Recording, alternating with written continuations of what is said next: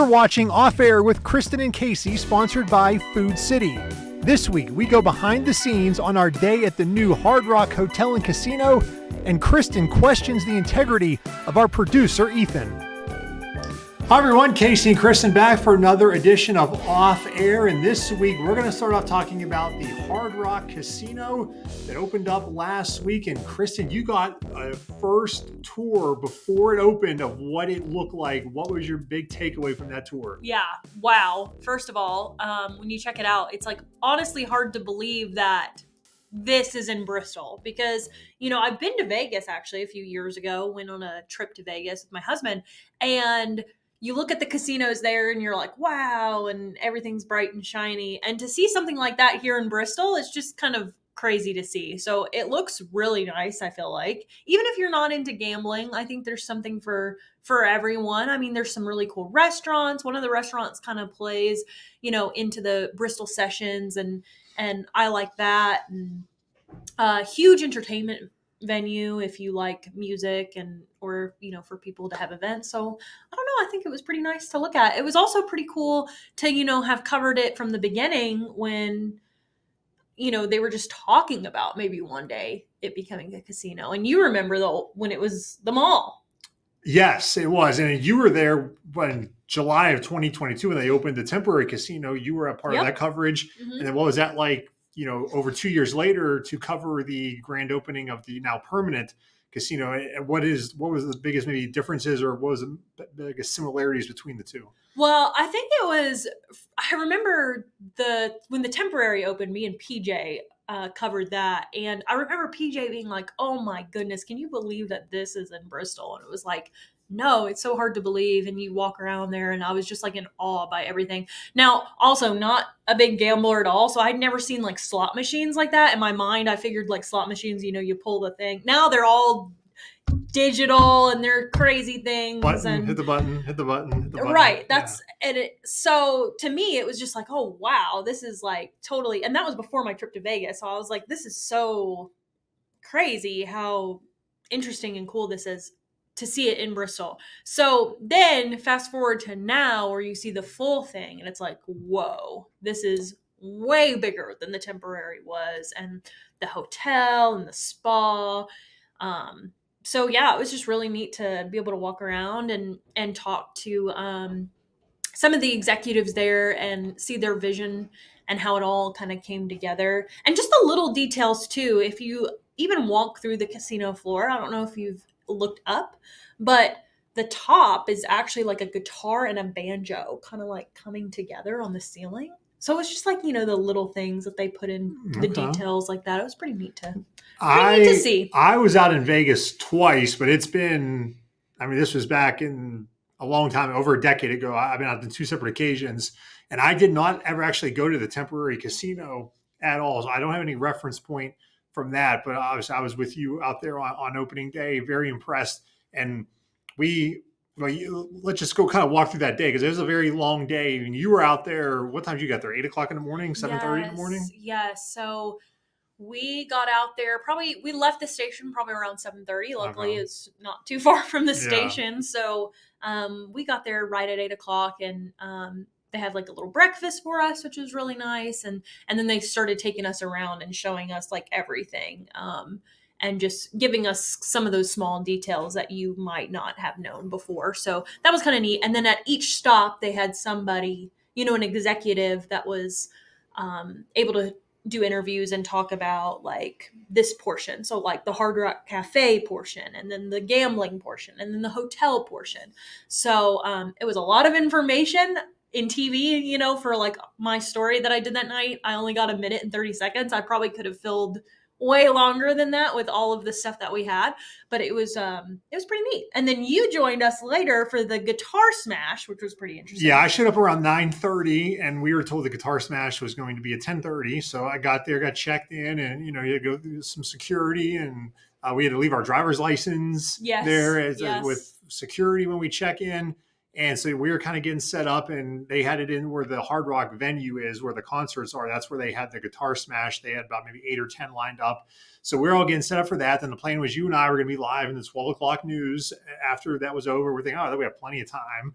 Well, there's a lot of people that were talking and giving speeches. And next thing you know, it's 11 o'clock. 11:30. They still are nowhere near getting ready to smash these guitars. I remember texting you like, what do we do now? What are we going to do here? Because our producers back here, they're expecting us to be live right off the top of the 12 o'clock news. And this guitar smash has not happened yet. It's 11:45. Still, there's still a few more people left to speak. So they actually did not end up smashing the guitars until about 5 to 10 after 12. So, we had to make some adjustments here. And our Preston was back at the station here, and they took a live shot, and he just, I think, talked over the guitar smash live. And then as soon as it was done, you and I got ready. We did a couple interviews. Then we did a live shot at 12:30. So we got to talk to Jim Allen, who was in town, the Hard Rock CEO of Hard Rock. Yeah, that was pretty neat. Yeah, he was very, got a good perspective. And then Jim McLaughlin, of course, who's him and Clyde Stacy were the guys who made this all possible back in 2018 and came up with the idea to put a casino over at the mall. So then we do that at 12:30, do our live shot. Then it was, all right, let's come back to the station and work on the stories for the 5:30, and 6. Then we went back to the casino. Luckily, as you mentioned, we were very close, so we could come back to the station, work for a couple hours. Then we went back and did the newscast from 5 to 6:30 out there before calling it a day. Yeah. Teamwork, though. We got it done. We did. A lot of people at the station were out there. There was probably, at one time, there was probably 6, 7 people out there at this. Oh, yeah. From the station in the early morning hours. Yeah, Lee was there with me at 8 o'clock in the morning, just lugging all the gear around. We actually took a wagon. Yeah, we were the only station to bring a wagon, but we're like, listen, we're not carrying this gear all over the place all day long. So I thought it was a smart decision. Those wagons we got years ago for the sports crews, because a lot of times we go to these college football games or NASCAR, you have to park pretty far away and carry all your gear. So it's just easier to pull a wagon than it is to have a camera on one shoulder, a tripod on another, a backpack on, so yeah, that came in handy for you guys. The funny thing about the casino coverage too, from the temporary and this one is I told our videographers, I'm like, listen, shoot everything, like shoot a million shots, because we had to get in there and shoot all that video, because at 12 o'clock, once it opened, we can't get video of the gambling floor ever again. Yeah, the casino floor is off limits. Yes. So you had that hour, 45 minutes, however long you were in that part of the casino, to shoot all the video we will ever have to use ever again. We will never be allowed to shoot. Probably not. I think Virginia lottery law, they said that there could be no cameras recording while people are gambling in there. So when we went back at 5:30, and 6, we had to go in the marketplace area for our live shots, and we were told that your camera has to be going away from the casino floor. Like it can't even be in the background or anything. They said they're very strict about those regulations. So all the video we shot that day, you'll be seeing the same video over and over for years to come, because we will never be allowed back in there again. And one thing you touched on earlier, there's more to do there than gamble. And that's the one thing the president of the Hard Rock Bristol, Ali Evangelista, said, that I think the temporary casino, there might have been that perception it was just slots in a box. That's pretty much what it was, just gaming, and that was it. But now, as you mentioned, all the restaurants, the entertainment, the concerts, you could just go walk around, get something to eat up there with, have a date night up there, get something to eat, never even set foot in the casino floor if you don't want to, or you could go for a concert sometime. So yeah, I think that's what's going to make it more of an entertainment district, if you want to call it that, is that you could just go there just for dinner or lunch. You could go there just for a concert and never gamble at all. Where when there was a temporary casino, that was pretty much the only reason to go there was to gamble. And I think that it's really neat too for us late people, people that stay up later or have jobs where you're up later. Before it's like pretty much everything shuts down here pretty early. I mean, compared to like a larger city. Yeah. Except for on the weekends and things like that. But now you have a place to go. So like if you at 11:30 at night just want to go hang out with some friends, you can do that. So that's kind of because the casino now is open 24/7, 365. They don't close on Christmas, Thanksgiving, Easter, nothing. It is open every day, 24/7. So yes, now obviously the restaurants, are not all open 24/7. There's hours certainly on that, but the casino floor, always willing to take your money. Yes, they are. Yes. And they will. Yes, they will. So, they've already had, the Blake Shelton concert was that night. And I think there was another one on Saturday night. And then I believe they were advertising. I think there's 2 already in December. They have, I think Brian McKnight, I think, was one of them that they have coming in December. So they're all ready. And that's what the guy from Hard Rock told us. He said they anticipate hopefully between 100 to 120 dates a year to be using that venue for our concerts. I mean, that's, that's about that's what, one every 3 days. I'm really excited about that because I like music. So yeah. I'll be there for listening and watching shows. So yeah, we had a lot of fun out there. So it was good. And then another event that happened this past week that started was Speedway and Lights. News 5, we're a proud sponsor of Speedway and Lights.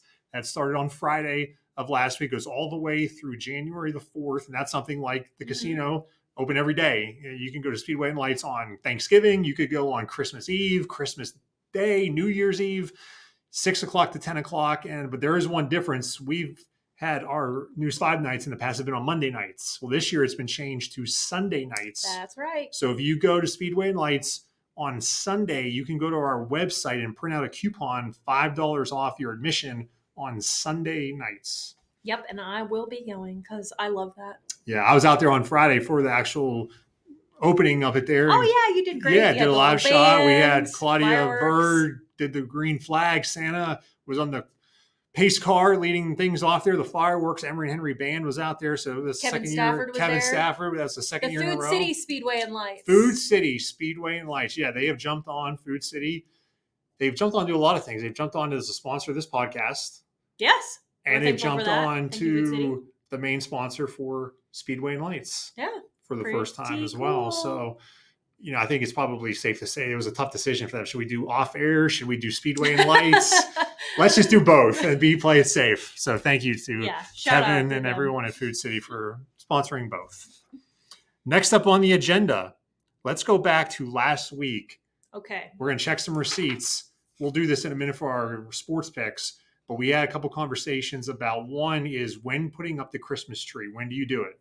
You're on the team of whenever you feel like it. Right.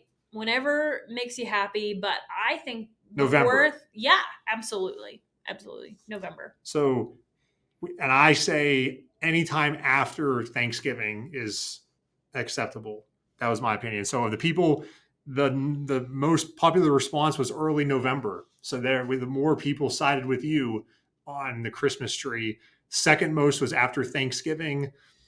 Mm-hmm. And then December 1st, we had a comment on that. Christmas Eve. And then one person, we're going to say the Grinch, they said never. So okay. That's Kelly. No, not typically. No, she likes to put the Christmas tree up. But we had a conversation about that on Facebook. You can check that out. Yes. But the one that we really got a way more responses of was about how do you eat your steak? Uh-huh. We got I have some beef with you on this. A lot of feedback about this one. Now, how do you eat your steak? Just to recap, people missed it last week. To recap, medium rare, because that's the way it was intended. I watch a lot of cooking shows. They always cook it medium rare. All right. I'm on the side of medium well. Mm-hmm. That's where, and I started off with well done, but I have changed over the years to medium well. So of all the responses we got, the most popular one was actually right between us, medium. That was the most popular response. So, that makes sense. I mean, that makes sense to me. Yeah, but then both of us, we tied. Actually, we had the same number of responses for medium rare and medium well. Yeah. So that is like a true 50-50 split right down the middle. Okay, but continue, because you said that actually you won earlier. I think I won because since I'm on medium well, I think if you like medium well or well done, you should get counted. I should get counted for that. And if somebody likes it rare, you should get counted for the rare portion with the medium rare. I disagree. Because if you add up the medium well and the well done, that is higher than the rare and medium rare. Okay, here's where I have beef though, because let's really check the receipts and let's pull up Casey Gets WCYB and look at the comments here. And what I see is more than what is on your sheet here. Well, so first of all, Ethan, our producer of this podcast, put this sheet together. So you're questioning he's on your side, Ethan's integrity. That's what you're saying. Okay, ready? Yeah. Wait, just really quick. Okay, look at the people that said rare. Well, you can't count the rares. You can't count the rares. No, but I'm saying I have on this sheet 2 rare. Okay, so 1, 2. I'm guessing that we're going to give him that he gave me medium rare on that, but I'm going to go back and count. Look at this one. Cut its horns off and throw it on a plate. That's rare. That should be at least 3. Okay, well, guess what? I'll give you that one. I still have more. I'm just saying, yeah, by this sheet, but I'm And- saying we need to go back and count and make sure that Ethan was right because I And think there's he was another wrong. one. Ethan, I'm going to defend your honor. I cannot believe he's not here to defend himself, and you're questioning his integrity.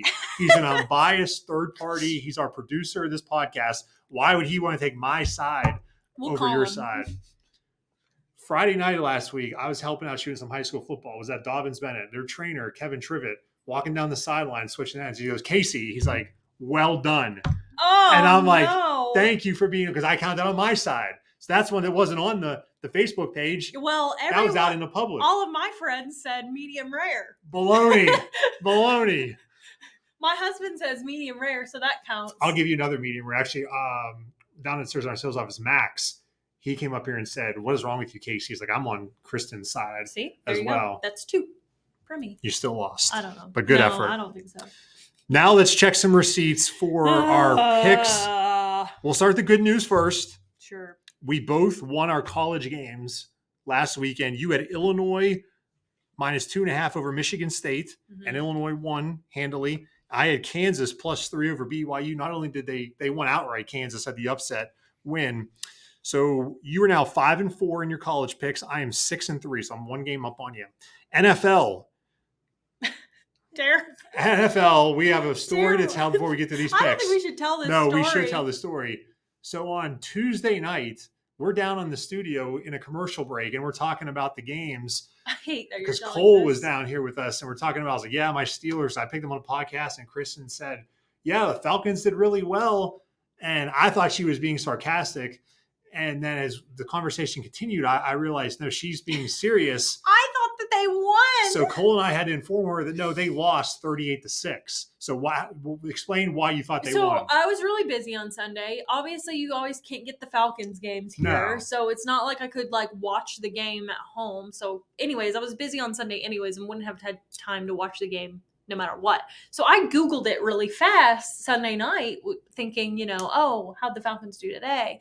And I quickly glanced at it and I thought it was the other way around. So I thought we absolutely killed Denver. Because you had the right score. You said exactly. You're like, yeah, the score. And you were like, I was like, oh, that's great. Yeah. And then and then you informed me that I was very wrong. And then I was sad. And Cole helped. Well, he said, yeah, Kristen, he said, Kirk Cousins, I think he said, got taken out of the game at the end. They were down so much. So you lost your NFL pick. You didn't realize it until Tuesday. She thought she had won for 2 days. So I did. Well, at least I was in bliss for 2 days. Yeah. And I won my NFL pick. I had the Steelers +3 over the Ravens. The Steelers won that game outright, even though they were the underdogs. So you're now 6-2 NFL. I'm 7-1. So I got you by 1 game in both college and NFL. We'll start with college picks. What are you going with this week? I'm going with the Army Notre Dame game. All right, Army. Look at you, proud American. Proud American. The undefeated. My dad was My dad is an Army vet, so why not? Right. So I'm going to go with Army. Army is undefeated, playing Notre Dame. Mm-hmm. Army's getting their 14.5-point underdog over Notre Dame. They're actually playing this game at Yankee Stadium. What a sight that's going to be to watch. And you can watch the game on News 5. We're showing that game Saturday night, 7 o'clock. Another reason helping out the company here. Yes. So you're taking Army. Go Army. We're going to go Army. I know I'm going out on a little bit of a limb here. 14.5. Yeah, that's good. That's really one of the, if you have the top 3 or 4 games on Saturday, that is one of the biggest games, a lot of playoff implications on that one. So that's a big game. Now, ready to watch. I'm going to take Virginia Tech coming off a bye week. Lost 2 in a row. They're playing at Duke. Somehow Virginia Tech is favored by 3 points, even though they're 5-5. Duke is 7-3, also coming off a bye week. To me, this doesn't make sense. So I'm going to take Virginia Tech. I feel like Duke should be favored, so I don't understand why Virginia Tech is favored. And then usually when that happens, Vegas knows something. So I'm going to go with Vegas that knows something and take Virginia Tech kind of blindly. Okay. Say Virginia Tech -3 at Duke. That's also a Saturday night game. NFL, we go now. You're going to stay in the state of Tennessee. I am. I'm picking the Titans. They're playing good ball right now. I heard that, I think, somewhere else today. Where did I hear that? I really got like an echo in this building here. The Titans, that might be someone who helps you make some picks. Maybe. I don't know. The Titans are playing the Texans in Houston. but the Titans are getting 8 points. So you're going to take the Titans. So I'm they taking got to them. lose by 8 or less or win the game outright, and you win the bet. Fingers crossed. I'm going to the Brother Bowl. There's a game on Monday Night Football. The Ravens are playing the Chargers. The Harbaugh brothers coaching against each other. Oh, that's going to be once good. again in the NFL on Monday Night Football. So which brother are you taking? I'm taking John, who is, I believe, the older brother. Yes. John Harbaugh with the Ravens. Mm-hmm. They are a 3-point favorite against the Chargers, and his little brother Jim. Remember, they coached against each other in the Super Bowl like a decade ago. John got the better of that one. So, I'm actually really looking forward to this game on Monday night. The Harbaugh brothers going against each other. It's the week of Thanksgiving, too. Monday night, right before Thanksgiving, these guys are going to be facing off. And last week when I was watching the game, I think they said when they were teasing the game for next week, I believe they said the parents were not going to come to the game, that they were going to stay at home and watch it. Because, how would that be when – I could imagine parents going to a game where both of your children are coaching against each other. That is crazy. On the NFL, like, what do you do? That is crazy. Yeah. So I believe you have to get one of those like jerseys, that split down the middle. Yeah. They'll have to call Donna Kelsey and be like, "How do we do this?" Yeah. So I believe I heard that the Harbaugh parents are not going to the game, but I'm going to take the Ravens -3 over the Chargers. All righty, sounds good. One final thing to do on this week's episode of Off Air. Yes, it is time for our tasting. Okay, so a little story time to give you some background of why we're doing what we're doing tonight. Sometimes I just come up with like some random questions to ask the newsroom, I feel like. And one of the questions that we somehow got talking about was matcha. And pretty much every guy in the newsroom had never tried it. Maybe they had heard of it, but they had never had it. I never heard of it or had it. Yes. So I started asking everyone, and I found it interesting that like a lot of the men in the newsroom have not tried matcha before. And I was like, well, I'm going to bring matcha one night and make lattes for everyone. So that's what I'm going to do for you. And then we're going to share with our friends in the newsroom. All right. And then when I was asking Liam Bridgman, one of our reporters, he told me he drinks it every morning. And he mixes it with lemonade. We're going to make a matcha latte, which is made with milk. And I'm going to demonstrate that. But first of all, for you who don't know what matcha is. Including me. This is including myself. So I'm going to be listening intently. I did some research for you. A matcha latte consists of matcha powder made from finely ground leaves of certain green tea plants, water, and milk. If the matcha powder is unsweetened, the drink is often sweetened with honey or syrup. The type of milk used will vary according to preference, as will the amount of milk that is used. So there you go. So instead of milk, this is the traditional. Liam does like a substitute, and he uses lemonade instead of milk. Because you wouldn't want to have it with obviously milk and lemonade. That sounds disgusting. Yes, but there is a lot of health benefits to matcha too. Okay. And it's supposed to be from like Japan is where they make it, and it's the whole process. What I've learned about, because I didn't know this, but the way that you like have to make it. So there's also grades of matcha too. So there's ceremonial matcha, which is $100 to $140 a bag. Okay. And then you've got premium, which is $50 to $80 a bag for the matcha. And then there's culinary matcha, which is $15 to $40 a bag. So we're going with that. That's more in our ballpark. Yes. Okay. So we're going with the culinary. See, when you said grades, I'm thinking there's like an A, B, C grade to matcha. I'm thinking like grades in school. No, there's different like grade types. Okay, so here we go. This is the matcha that I brought. Here you go for the camera. Okay. It's called Jade Leaf. This is pretty good. You can read about that there if you want. Jade Leaf. And then I've got all the things that we need. So you need some lukewarm water. Okay. And this is a cup of ice that we're going to make the latte. I'm going to pour some of this water while we were yapping. Okay. It says ingredients are organic, unrefined cane sugar, organic Japanese matcha green tea. Yes. Okay. So we're going to move this water over here. Okay. So then you have a demonstration and everything. This is a matcha whisk that you can get on, like Amazon. Okay. And then you need a little sifter. And then here's you want like a wide bowl to do your matcha whisking. Okay. And then here's some milk that I got from Sheets. Okay. Whole milk. Ooh, that would be another discussion for a day. What kind of milk you drink? Okay, so what you do, and I have a little stick at home, but I forgot. So what you do is you add the matcha into here, and you want to... I'm going to move this out so people maybe can see what you're doing here. Sorry. Okay. And you want to like sift it through this, right? See how green it is? You just want to sift that out like so. Maybe I should do this like closely. Just sifting it out. Maybe do a little bit more. I liked it to be pretty potent. And this bag says it has 15 servings, I believe is what it says on here. Yeah, 15 servings per container. Okay, and this is already sweetened. You know how some say that they don't have sweetened? Yeah. I get the sweetened kind. Okay. So now you take your whisk and you pour a little warm water in here. Okay. All right. And then you take your matcha whisk and you want to make like a motion like so. You want it really bubbly.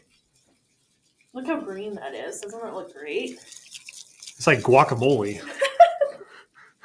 You want it real bubbly. I had no idea we were going to have a whole demonstration and everything. I mean, this is like, I feel like you're doing extra work here. I mean, are you happy about it? I'm honored, really. I'm like, you're going to great lengths here for this. This is what Liam does every day. I think so. I asked him if he has a matcha whisk, and he was like, no. He said he uses a blender bottle. Okay. So, there you go. Okay. And it does have a little bit of caffeine in it, too. Okay. So there you go. But it's healthy for you. Okay, so now it's nice and bubbly. So go ahead and pour that milk in there. Into the glass here. All right. How much milk? Just keep going until I say when. Keep going. Keep going. Faster. Well, this is a lot of milk in here. I don't think we know. We don't need that. This is. Well, you want it really potent? I'd rather try. I mean, otherwise, I think I'm just drinking milk. So there you go. You want it nice and frothy, like so. Okay. Voila, a matcha latte. Yeah, give it a little stir and swig here. Yeah, so give it a taste. We're gonna drink. Tell me what you think. We're gonna drink this together here. I mean, or you got your own glass. You've had this before. Yeah. Okay. So you just go ahead and tell me what you think. But I do have a cup. So Okay. Force, if you want to pour some in there. Yeah. Well, here. Cheers. Okay. All right. Go dogs.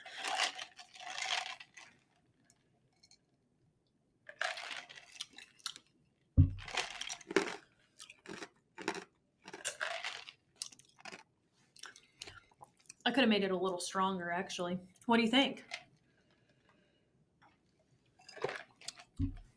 All I taste is milk. I think it's too much milk.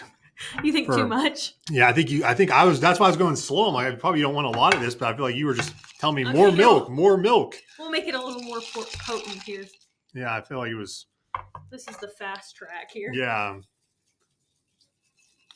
I didn't do the sifting, so it might be a little grainy.